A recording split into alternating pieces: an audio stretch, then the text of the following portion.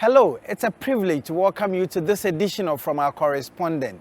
It's a new week and we've been roving, moving from one community to the other, telling the stories in your community for impact. My name is Richard K Nyarko, your host. We are your independent, fearless and credible news source. Welcome and be my guest. In our first story, imagine being in an excruciating pain, constantly worn out and exhausted. That's what it feels living with sickle cell anemia, an inherited blood disease.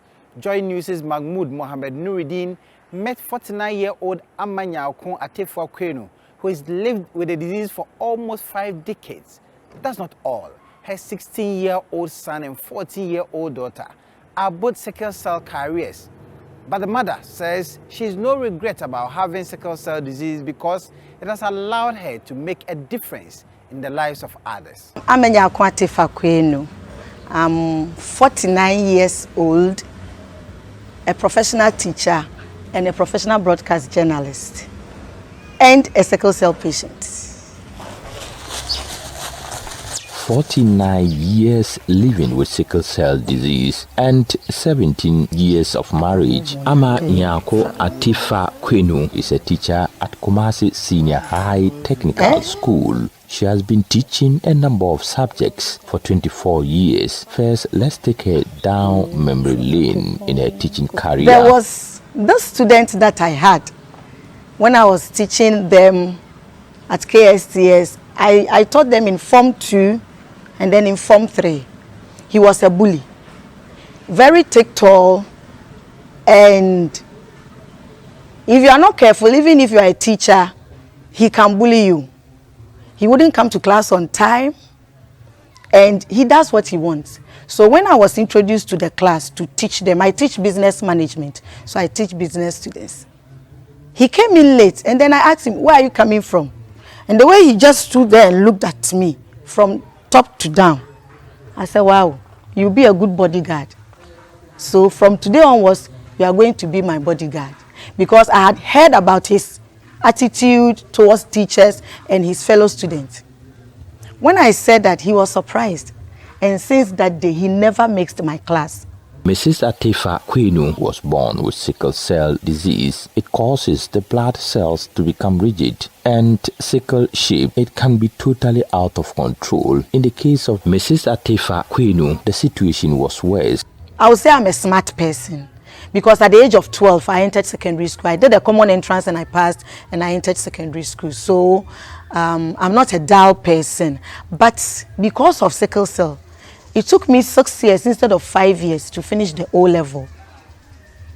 When I was in Form 2, almost the whole year, I was hospitalized because I was getting crisis on and off. Mrs. Atefa Kwenu's younger brother, Kwesi Sapong, was unable to survive the disease. He died when he was 12. I and my brother, who was just behind me, we were different. Among our siblings, we were sickle cell patients. Unfortunately, he died at the age of 12. But God being so good, I'm still here. If you are not careful, you will think that you are cursed, because at the end of the month, you'll be buying drugs. You receive your salary, you have to buy drugs. You have to go to the hospital. Well, I can't quantify for a month because it depends on how often you buy them. But at the moment, I have issues, I have complications. So I spend about 500 thereabouts buying multivitamin, buying painkillers, buying supplements. Her parents, Reverend Joseph Henry of Osuhini and Mrs. Fortune of Osuhini, are sickle cell carriers. Both are now 71 and 66 years old, respectively. No, both of them are carriers. So I and my brother were sicklers. The rest of my siblings are also carriers. So I got to know it early in life, and I've been managing it. Though, no matter how you manage it, sometimes you get the complications as I have now, but you have to deal with it. People living with sickle cell disease describe pain crisis, but Mrs. Atefa Kwenu does not let the disease define her potentials. Because I have a lot to be grateful of. I have a loving family. I have colleagues at the workplace who support me. So why do I think of that? I will say that I have been lucky, but there are people who are sometimes suicidal. I had a friend who is also a sickle cell patient. Unfortunately, he's dead now. He died in 2020 during the lockdown. He had the most extreme sickle cell I've come across. He had skin cancers on his legs, both legs, for more than 10 years. Amid the uncertainty around cultivating relationships and even marriage, she has found an everlasting love and remains hopeful that what she is made of cannot break her into pieces. Her husband, 53-year-old Peter Atifa Kwenu, celebrates her strength, resilience, and potentials. I am married. I have a husband, a very loving husband who has been supportive, very supportive. In fact, I can do the things I do because of his help. God has blessed me with 2 children, a boy and a girl. I have no regrets at all. In fact, I am privileged to have her as a wife because she's just an amazing woman. My husband is AA, so both of them are carriers. Though my boy, the doctors are saying his S is dominant, so sometimes he complains of pains around his wrist and then his feet, but he's okay. With the carriers, we are okay, but when you are going to marry, you need to get somebody who is AA so that your children will be okay. Because if you marry somebody who is also AS, like my parents did, the possibility of you giving birth to a sickle cell patient is high. When the blood can move, it affects the area the blood is moving to. Dr. Cosmos Bimpong is a medical scientist at Siemens Herbal Clinic.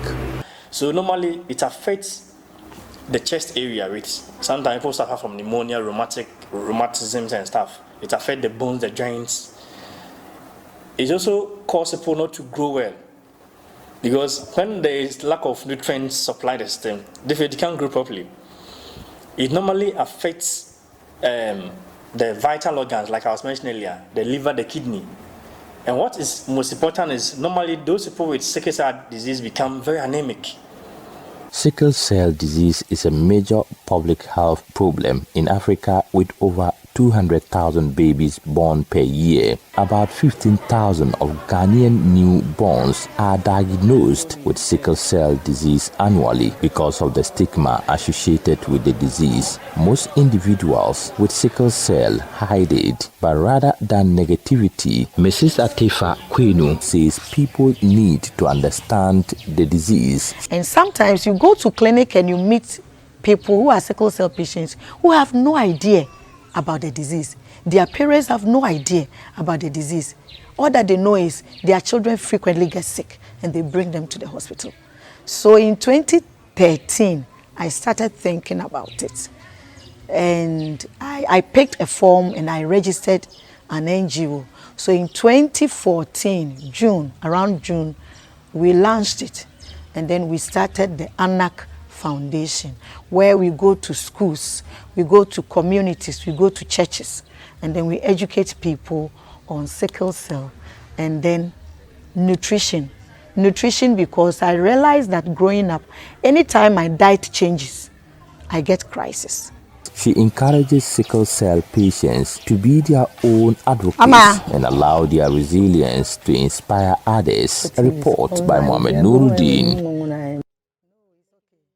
Let's take a trip to Wenchi now, because in the course of the week, the Wenchi Traditional Council in the Bono region commended a construction firm, PMC Africa Limited, for the massive work being done on the Wenchi Township and Inner City roads. According to the acting president of the council, Nana Asimpia Dinkrako, the kind of engineering work being done now can be described as satisfactorily good on the face of it. Nana Asimpia Dinkrako made the comment during a joint inspection of the ongoing road project there. There is more in this report by Joy News' Nesta Kafuyajoma.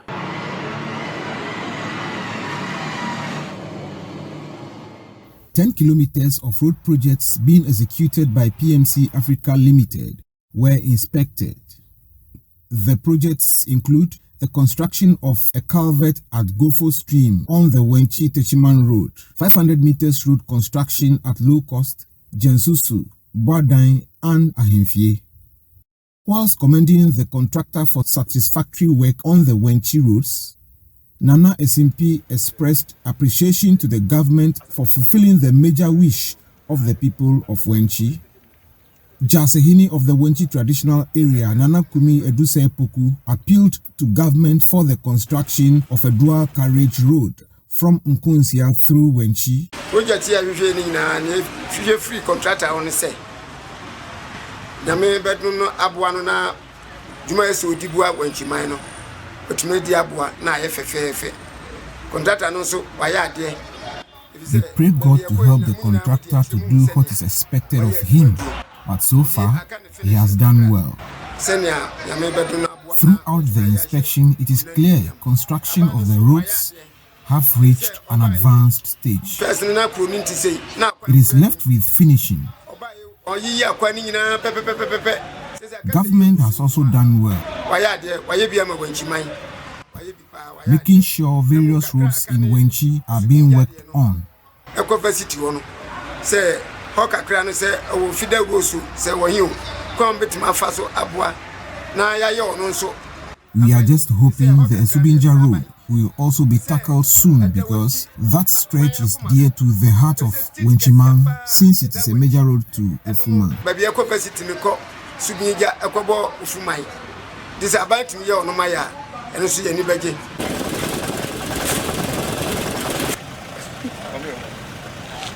The Wenchi Municipal Chief Executive, Alexander Obodamwa, was grateful to the Traditional Council for being concerned about the development of Wenchi. He pledged to work with the council to facilitate the development agenda of the Municipal Assembly. Chief Executive Officer of PMC Africa Limited, Alhaj Abdullah Ahmed Abdullah, in an interview said 95% of construction has been done. Are scattered all over. Talking about Jensusu, Wadang, MC's area, Ahimfie, Low Cost, and VRA. And virtually we are almost done. We have done about 95%. I'm very sure within a matter of 2-3 weeks, we will start the bitumen works. The whole project is about 10 kilometers, and we are almost done. For Joy News, Nesta Kafui Ajuma reporting from Wenchi. Let's stay with Mohammed Nuruddin now, and he reports that there is renewed hope for cancer, hypertension, asthma, and diabetic patients as drugs are distributed free of charge to improve their health conditions. Most of the patients in rural areas are unable to afford the medicines they need and are therefore disadvantaged. For instance, cancer patients spend between 500 Ghana cedis and 1,500 Ghana cedis every 3 weeks on drugs. He has more in the following report. Some donations. To avoid such tragedy, two companies, Direct Relief and Taiva, have provided 47 different drugs to 12 health facilities at a cost of $350,000. The drugs include consumables, anti-cancer, asthmatic, diabetic drugs, among others. The president of Breast Care International, Dr. Beatrice Wiafiadai, who donated the drugs to the facilities, urged them to put them to good use to change patients' life. Yeah, we received about 3 tons of items, and these include consumables, antihypertensives, anti-diabetes, anti-cancers, and also some IV fluids. And we are receiving them from Direct Relief, our regular partners, and Teva. Teva is new for us, and we are so happy that they've signed the MOU to supply items for 1 year. Dr. Wiafiadai stated that the drugs are free and therefore patients should receive them free of charge. We are just praying that those we are donating the items to will not sell them because we didn't buy. So they are not supposed to sell them as they receive. They are meant for the poor but needy patients. And if we are truthful, then they will continue to bring more of the items. With our partners, Direct Relief, we've been receiving items for so many years now. The COVID, stopped everything, but we are happy that the COVID is relatively low, and so they can start bringing items to us. So on behalf of Direct Relief and TEVA, A representative of the Bunkrugu District Hospital, Joseph Sanwong, commended Dr. Uyafiadai for her constant help in providing quality health care to patients. According to him, the distribution of the drugs is timely for their patients. Many people who have been diagnosed with especially diabetes and hypertension are not able to afford the needed medications for them. So some of them resort to herbal medications and all those things, and they end up dying and even developing complications like strokes and all those things. So with the coming of these donations, it has been of help. It has been of help to my people, and they have been very grateful to Direct Relief and, for that matter, Breast Care International for the kind gesture. So we are so much grateful. We are thankful to the donors for what they have been doing for us over the years. A report by Mohamed Nuruddin. Let's head to the Upper East region now, and the Great Green Wall is an initiative that aims to halt desertification in the Sahelian areas of Africa by planting between 7,000 to 8,000 kilometers of trees, grasslands and verdant vegetation stretching the breadth of the continent. The aim is to halt the expansion of desertification on the African continent. In Ghana, the Global Landscapes Forum is training people in communities to grow trees the right way to help restore degraded lands and combat desertification, taking a cue from the Great Green Wall initiative. Correspondent Albert Sori has more in the following report. The Upper East region of Ghana experiences some of the worst forms of the impact of climate change every year. The first quarter of the year is often characterized by serious drought and the harmattan. This is then followed by the farming season, which is usually expected to begin in the second quarter, but the rains delay more often than not. The latter parts of the farming season in this part of the country is often characterized by serious floods, which cause some farmers to lose their harvests. Peasant farmers in communities across the region, who are classified among the poorest people in the country, bear the brunt of this unstable weather pattern. This is the problem that the Global Landscapes Forum wants to help address. The desertification that is approaching, or that is causing a lot of problems at the Sahel region. I will talk about the Great Green Wall. Now they are growing trees from the equator, somewhere from Mali to Djibouti, to stop the depleting of the forest resources, trees, to stem down desertification. The Great Green Wall Initiative is an African-led movement with an ambition to grow at least 7,000 kilometers of natural vegetation across the entire width of Africa. It has been a decade since the initiative began, and experts say it is already bringing life back to some of Africa's degraded landscapes, providing food security and jobs for millions of people who live along its path. Taking a cue from this initiative, the Global Landscapes Forum has launched a chapter in the Upper East region with the aim of guiding farmers and community leaders to grow the right trees for the climate here. The program is going to go a long way to help the community. We've come in to distribute seedlings to them. We come in to train them how to nest trees, so that when we are not there, they can continue the project on their own. Because the trees on the landscape are interconnected with the people, with the animals. So if we don't really discuss how we can manage our landscape sustainably, conflict can arise from that.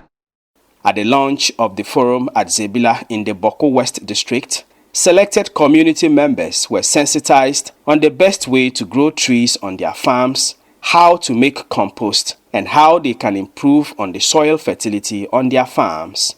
Attending the launch of the forum were environmental protection stakeholders such as Tree Aid Ghana, World Vision Ghana, the Savannah Agriculture Research Institute of the Council for Scientific and Industrial Research, the Peasant Farmers Association of Ghana, as well as chiefs and traditional leaders. For them, this initiative could not have come at a better time. Well, we are all contributing our quota in mitigating the impact of climate change. So while this chapter, the Global Landscape Forum, the Boko chapter will be fighting or will be mitigating the impact of climate change through landscape improvement approach, we are going to collaborate in the aspect of climate smart, where improved varieties of crops are released. So coming to this program has been very useful to us as a major stakeholder in trying to work with farmers to reverse the effects on land degradation in our country. We specifically work with farmers to ensure that they include in their daily farming ethics farming methods that ensure sustainability.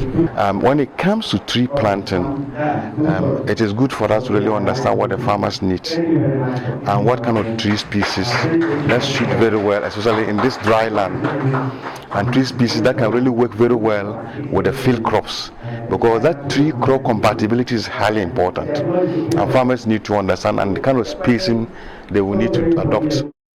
Speaking on behalf of the traditional leaders, the chief of Yarugungu in the Boko West district, Mon Naba Alumbil, said the initiative was going to help protect indigenous species such as the share and dawa trees in the communities, and urged his people to take the ideas shared at the forum seriously.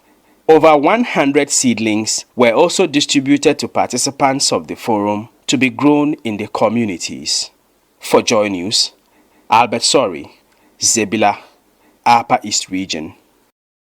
From the Upper East Region, let's head to the Upper West Region, and a non-governmental organization, Action Aid Ghana, is calling on the government to shift away from subsidizing inorganic fertilizer and investing the money on the production of compost. According to Action Aid Ghana Programs Manager of the Ghana Integrated Development Project, Ayuba Abubakar, the shift to what is termed as agroecology, which respects the ecological systems of farmers, will improve the environment and improve their yields. Joy News' Upper West Regional correspondent, Rafiq Salam, has more in the following report. The Northern Ghana Integrated Development Project is a 4-year project being implemented by Action Aid Ghana in partnership with Tree Aid Ghana and Urbanet, with a €2.7 million funding from the European Union. The project, which started in 2019, seeks to promote sustainable agricultural practices, livelihood enhancements, social protection, and decent work in the agrarian sector for women, young people, and persons with disabilities. It is being implemented in 15 districts and municipalities in 4 regions in the northern belt of the country. 2 municipalities and districts in the Upper West region, namely Laura, Sisal East, Lambuse, and Wa East, are benefiting from the project. With the project in its 3rd year of implementation, a regional stakeholder forum was therefore held in Wa to understand the government policies and efforts towards climate change adaptation, since the implementation is at different levels and is being led by various actors of the adaptation community in the country. Acting head of programs of Action Aid Ghana, Margaret Breward, noted that the forum will afford the stakeholders the opportunity to take stock of the effectiveness of the 2015-2020 and also assess the national climate change adaptation process. It also seeks to bring the issues captured in our research and community adaptation plans we have developed to the attention of stakeholders for planning processes and for advice and support where deemed necessary. In addition, the meeting aimed to gather data for advocacy and campaigning for possible revision of policies, existing policies and programs, and for the implementation of existing plans for climate change mitigation and actions. in a manner that is pro-poor and reflect the needs of smallholder farmers. Acting Aid Ghana project manager for the Ghana Integrated Development Project, Ayuba Abubakar, threw more light on the project and their proposal to the government, which is intended to limit effects of climate change on the people. Actually calling for what we call farmers to go into agroecology. Agroecology actually respects the ecosystems of farmers. And so when you are involved in this kind of farming system, you actually improve the environment whilst you get your production against a system that will actually destroy the environment and doesn't care about actually helping the environment to actually regain its strength. And so we are calling for the government to move away from actually subsidizing synthetic fertilizers or inorganic fertilizers and put the subsidy into the production of compost, so that we will have more infrastructure for production of compost for our farmers. And this is our call we are making, because the synthetic fertilizers are not sustainable. Upper West Region's Programs Manager of Acting Aid Ghana, Terence Siena, on her part, wants a change in the status quo of the ownership of lands to give more access to women for agriculture purposes. So we are calling on traditional leaders not only to look at the release of land, because most women now have access to land, but the control. A woman can have a land today and tomorrow is taken away from her. So she tills and prepares the land, but the coming year is not her land again, and she has to go through the same process to acquire another land. But if traditional leaders could help so that women will have long-term agreements where there could be some form of lease or contracting, where women will have land under their control for a reasonable period of time, where they can carry out most agricultural activities, cultivate, till, and make the maximum use of that land to be able to increase their yields. Reporting for J News, Rafik Salam.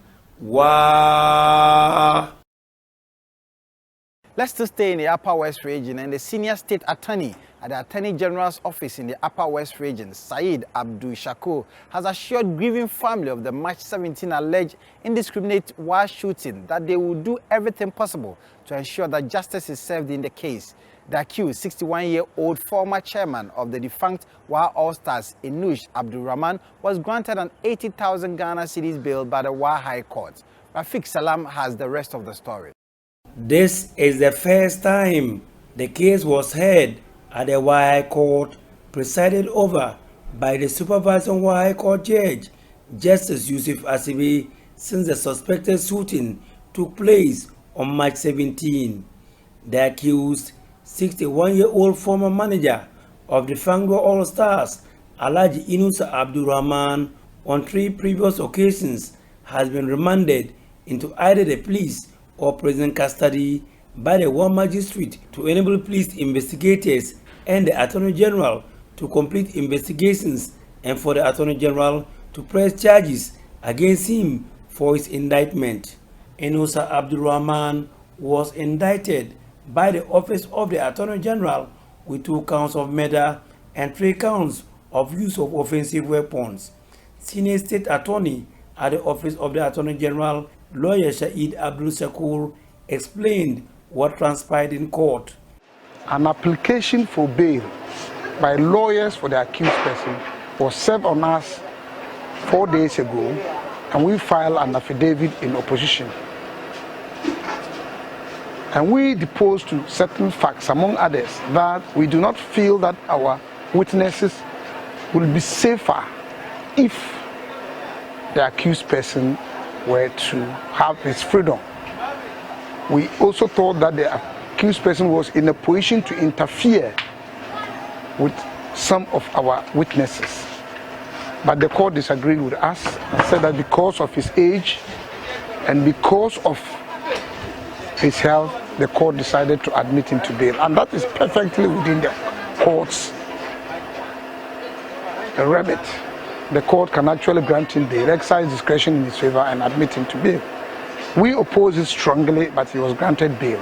The accused was granted bail in the sum of 80,000 Ghana cedis 3 sureties, with one of them to be justified. Family of the former lecturer of the Dr. Helen Liman Technical University, Stephen Lantham Mane, who were in court, wearing red T-shirts with a bold inscription, "Justice for Money," however, were not happy with the court decision to grant bail to the suspected gunman. Spokesperson for the family, Jonas Derizato, poured out the family's displeasure on the issue. We believe that finally, we are not going to get justice in this case. The way this case has just begun, we are not going to get justice. So we are calling on the Attorney General to look into the ruling of the High Court judge. But at least the ruling says that the man is old, he's 61 years old, he's a businessman, he's a contractor, therefore he's having money. He was slapped with 80,000 Ghana cedis. The 80,000 Ghana cedis, we believe that can never buy the life of our dearest father. Tear-eyed elder daughter of the late Stephen Mane is equally not happy and shared her frustrations. And in fact, I'm not happy with the court ruling. We just buried my father just a week ago, and now that man has been released just a week. For me to be walking and be seeing this man walking freely like that. In fact, I'm not happy about the case. And if the Attorney General can come again to review the ruling, I'll be very much happy. Lawyer Shahid Abdul Shakur, however, allayed their fears, stating that being admitted into bail does not mean the suspected gunman is a free man. In actual fact, investigations are complete. And there's nothing new we're going to get from anywhere. Anything about this case, a docket has been built, and the docket, a copy of the docket is with us, and we have looked through it and we have agreed that the evidence available is sufficient for us to mount a successful prosecution of this case. He assured the family that nothing untoward will happen to the case when they commence the trial on June 10. I want to once again reassure the family that the grief is real, their anger is real, but they should trust the system. They should trust that the system will eventually turn out justice as expected. Reporting for Joy News, Rafik Salam. Wow. From our correspondent, we'll take a short break. We shall be right back after the break. Stay with me. Welcome back from the break. We move to the Bono region now, and the Minister for Communications and Digitalization, Esla Owusu-Ekufo, has said the Ghana Investment Fund for Electronic Communication, GIFEC, in partnership with Huawei MTN, are expected to complete 2,016 rural cell sites in 2023 to improve the voice and data connectivity in rural communities. The program, which forms part of the Rural Telephony and Digital Inclusion Project, will also serve as a digital platform to support the knowledge acquisition of girls in ICT. She spoke at the National Girls in ICT Day in Sunyani in the Bono region. Precious Semova has more in the following report. The National Girls in ICT Day in Sunyani on the theme Access and Safety saw the training of 1,000 girls and 100 teachers from each district of the Bono region in basic ICT skills and coding, among others. At the climax of the program, the Minister of Communications and Digitalization, Esla Owusu-Ekufo, said the initiative, which started in 2016, forms part of measures to bridge the gender-digital divide in ICT and further help achieve the SDG 4 and 5 and expose girls to the opportunities in the sector. And to support the knowledge acquired by the girls, the minister said 2016 cell sites are being built in rural communities to improve voice and data connectivity. Not all our communities have connectivity to access the digital platforms that will support the knowledge acquisition of our girls. To address the access issue in Ghana, the ministry through GIFEC is implementing the Rural Telephony and Digital Inclusion Project, which is constructing 2,016 rural cell sites for voice and data connectivity nationwide. Since November 2020, 758 cell sites have been built. We intend to finish and connect all the 2,016 sites by the end of next year.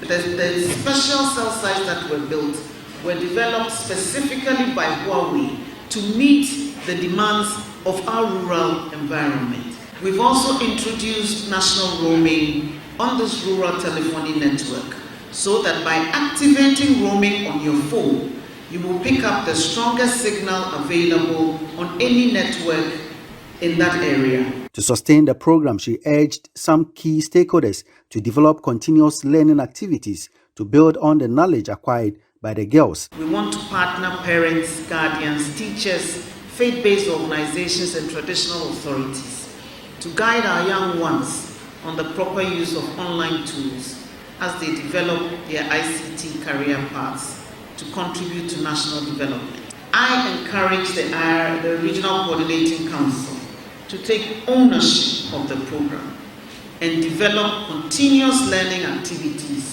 that will build on what these girls have been taught. I also urge the Regional Education Office to ensure that coding clubs are established in all their schools to encourage the girls to deepen the skills they have acquired and to transfer them to their peers. The overall winner of the Girls in ICT competition in the Bono region, 14-year-old Hawau Umoro from the Banda Islamic School, took home 3,000 cedis, a laptop, and the establishment of a computer lab for her school. She envisaged the impact the training would have on her future career. I have always wanted to be a nurse. I learned from yesterday mentorship that even when I decided to be a nurse, I can still use ICT as an enabler to perform my duties. My friends and I can confidently boast of some knowledge in Scratch programming, fundamental in basic computing and cybersecurity. What a life-changing opportunity. Precious Semevo, Joy Business, Sunyani. Stay with me in the Central region because the Mfantsipim Old Boys have cut a sword to pave way for the laying of the Titan tracks as part of the Kwaboche Center for Sports Excellence. The basketball complex was the first to be completed. This was followed by the construction of an artificial turf. With that completed, the Old Boys say they are gradually getting closer to their dream of establishing a stadium that would meet the standard of the International Athletics Federation. I have more in the following report.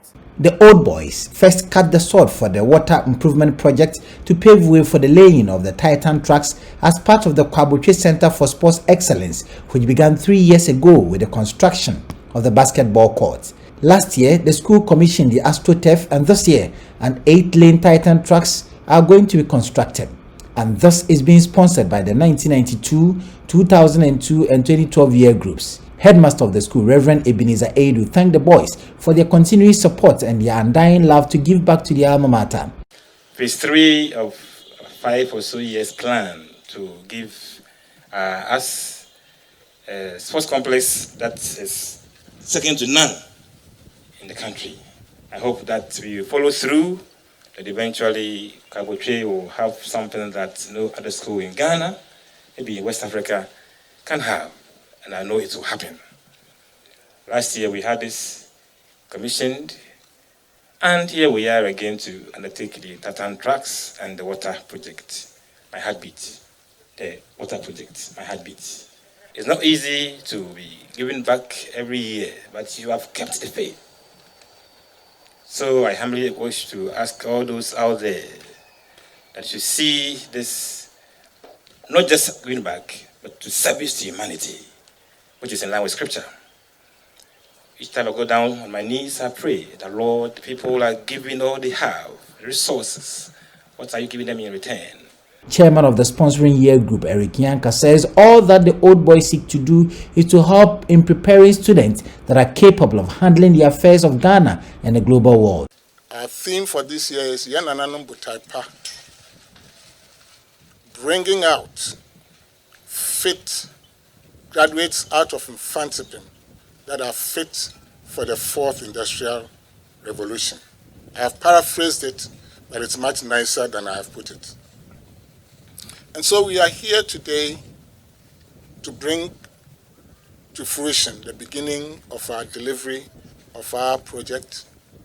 And we trust that the whole nation, supporters, Old Boys, and parents will join us to deliver this.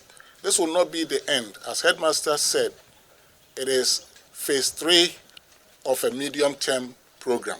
There are other things that need to be done, and we are fully committed to doing this infrastructure. The project manager explained the timelines for the project and what the project seeks to do. The sword was cut for the commencement of the construction of the Titan tracks, while some students who excelled in the national essay competition were honored with cash prizes.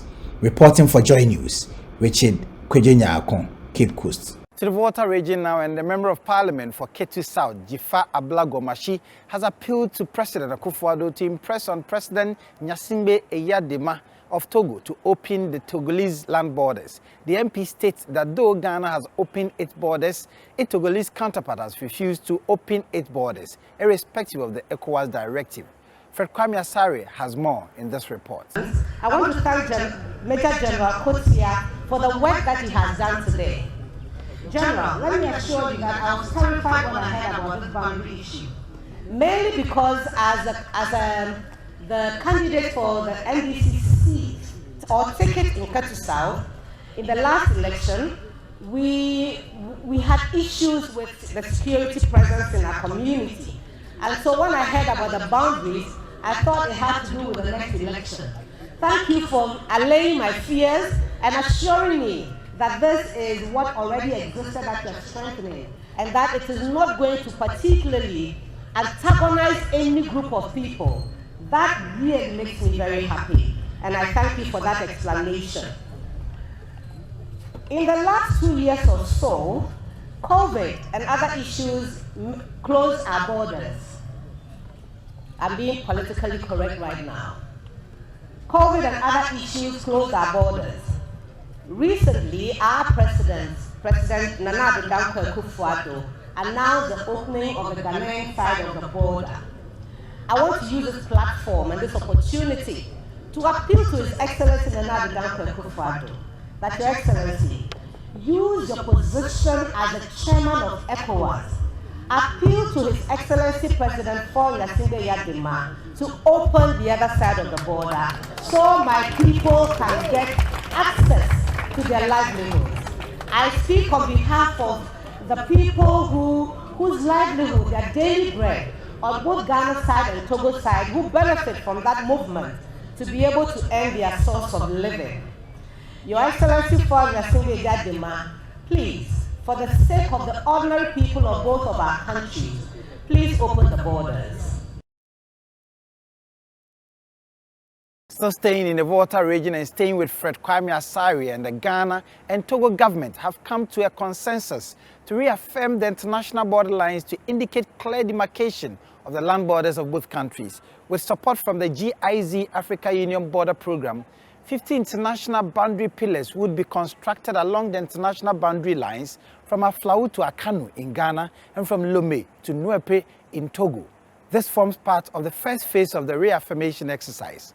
There is more in the following report by Fred Kwame Asare. Pillars were first erected on the international boundary lines of Ghana and Togo in 1929 and later in 1975. However, human and natural activities have eroded most of the pillars erected on the international boundary lines. In line with this, both countries saw the need to reaffirm the international boundary lines to clearly indicate the land borders, help security officials identify their limits, prevent land encroachment, among others. A joint land boundary reaffirmation technical committee has thus been instituted, tasked to undertake the reaffirmation exercise. As part of the exercise, the committee would undertake sensitization programs in Ghana and Togo, launch and supervise the construction of 50 international boundary pillars from Aflao to Akanu in Ghana and from Lomé to Nuepe in Togo. Speaking at the sensitization program in Aflao, the German ambassador to Ghana, His Excellency Daniel Kroll, detailed that the GIZ Africa Union Border Program supported the exercise with the sole aim of preventing conflict.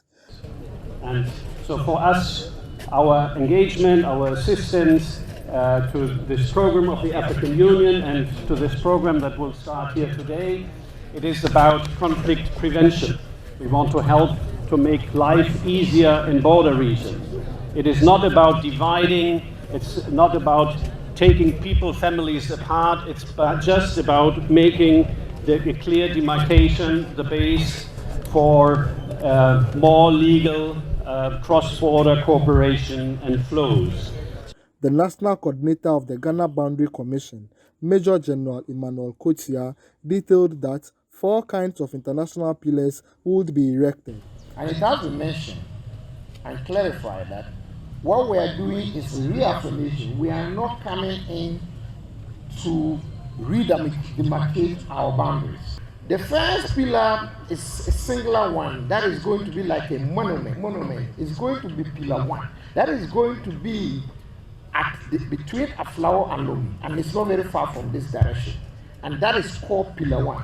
It's also called the land boundary terminus. That is the last pillar that terminates into the maritime domain of Ghana and Togo. So that is pillar 1, and the design of that pillar is completely different. Apart from that pillar, we are going to have 3 main boundary pillars. Depending on the nature of the ground, they could be dispersed from 6 kilometers to 13 kilometers. And there are going to be 3 main pillars running from this area up to Accra. And we are going to have intermediate pillars between the main pillars. We have introduced another new dimension. Probably this is the first time we're introducing it in Africa between Ghana and Togo. What we are going to introduce is that we're going to have border crossing pillars. Now, what we realize between us and our Togolese counterparts is that at the various crossing sites where we have our immigration officials and counterparts from Togo deployed, sometimes when there is no pillar, it's very difficult for you to determine the boundary line. So what we are doing is that at every crossing point, we are going to have a pillar there, irrespective of the intermediate boundary pillar or the main pillars. So that is an understanding. So that at every crossing point at Sege, at Poglo, you will see, from the Ghana side, you will see a pillar there called a border crossing pillar there. In total, we expected to construct approximately no more than 50 pillars, of course. And that is going to form the first phase of the pillar. The Volta Regional Minister, Dr. Archibald Lecha, underscored the importance of the boundary reaffirmation exercise. Permit me to state that the joint reaffirmation of the international boundary line will also serve as a tool for safeguarding the peace and security of both Ghana and Togo, considering the nature of emerging security threats emanating along the West African region. In recent times, emerging security issues and cross-border crimes, such as terrorism, smuggling, human trafficking, proliferation of small arms and light weapons, drug trafficking, armed robbery, among others, have engulfed the West African region. It is therefore imperative that Ghana and Togo reaffirm our boundaries to prevent the prevalence of transnational organized crimes across the borders. The rep of the Togolese local government minister, Baka Iboaibadi, assured of the cooperation and support of the Togolese government towards the success of the exercise. Citizens along the boundaries were urged to report activities that may threaten the existence of the international boundary pillars. The Joint Land Boundary Reaffirmation Technical Committee would undertake the construction of the 50 international pillars between 12 and 28 May 2022. Fred Kwame Asari, Joy News, Aflao.